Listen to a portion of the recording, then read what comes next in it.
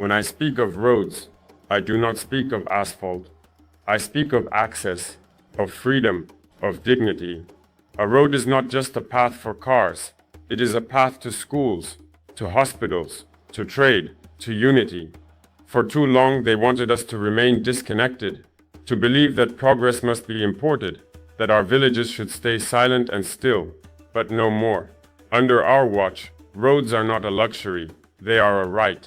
And every meter we build is a message to Africa. Burkina Faso is not waiting to be developed. We are developing ourselves. Let those who doubt us come and see. We are not just building roads, we are building a future. Burkina Faso was once mocked as a landlocked country with little infrastructure and even less international influence.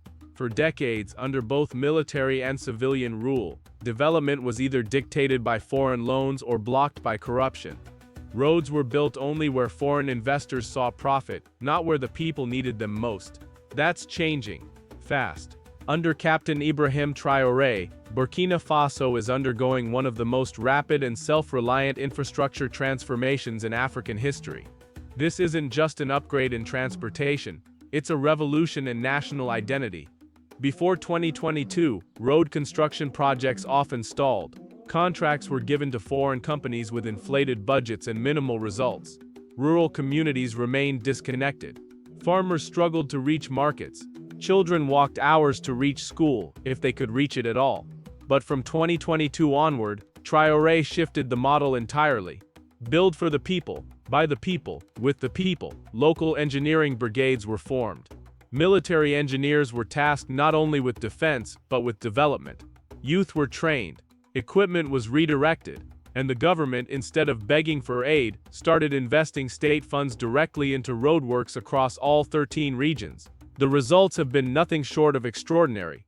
Over 2,000 kilometers of roads were built or rehabilitated in under 2 years. Over 70% of them are in previously neglected rural areas. Regions like Sahel, Est and Cascades, which were long considered too remote to matter, now have road networks connecting them to national supply chains.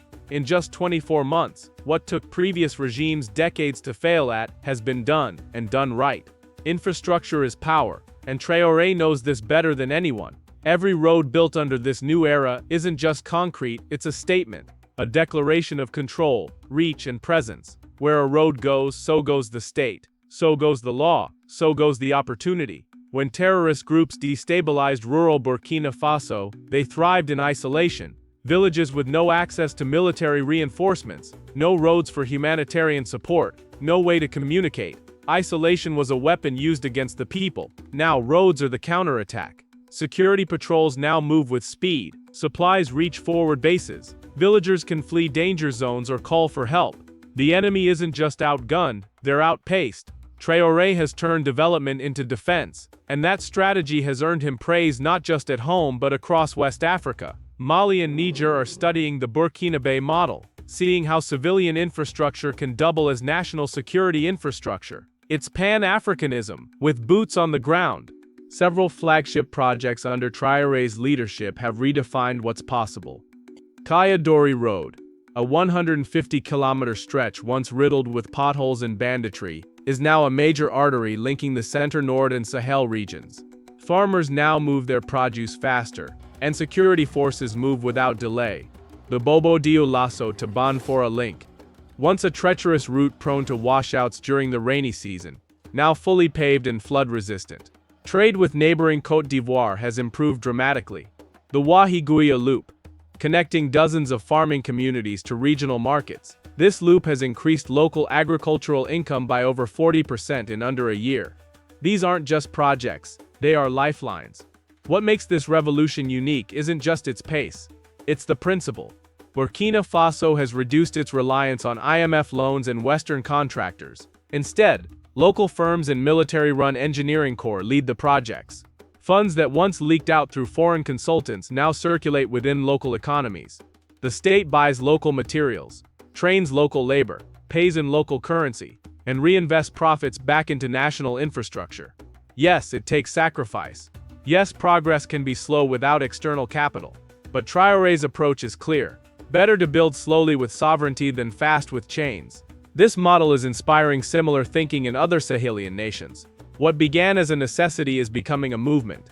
Traoré's administration has already announced plans for another 3,000 kilometers of new roads over the next 3 years, prioritizing border regions, conflict zones, and economic corridors.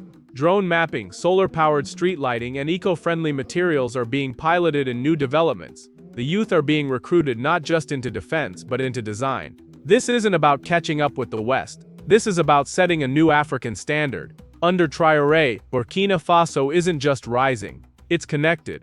And as every new road stretches across the savannah and over the hills, one truth becomes clearer. This country is not landlocked, it is land-linked. By vision, by action, by its people. Captain Ibrahim Traoré is not just fighting for Burkina Faso's sovereignty with weapons. He's fighting with bulldozers, with blueprints, and with belief. Every kilometer of road is a message to Africa. The path to freedom is built, not begged for. And that's why, under this leadership, Burkina Faso is not just surviving, it's becoming a blueprint for a new Africa, one road at a time. This is Ibrahim Traoré's era. Subscribe for more.